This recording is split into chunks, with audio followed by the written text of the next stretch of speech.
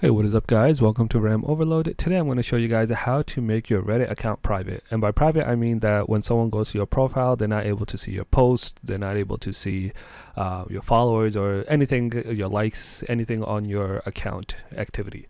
Alright, and it's pretty easy to do. It's just like 1-2 clicks. So what you want to do first is click this icon on the top right side and go to settings. Okay, so once you're in settings, you'll be redirected to this, and then go to the profile tab on top. And then once you're here, we want to scroll down and go to content and activity.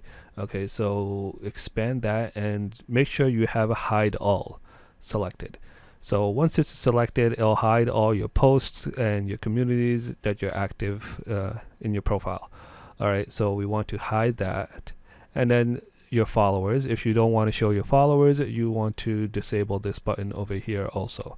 All right, so this is basically your profile to make it private. All right, so now when someone goes to your profile, it'll just show up as a profile, but nothing is on there. There's no activity on there.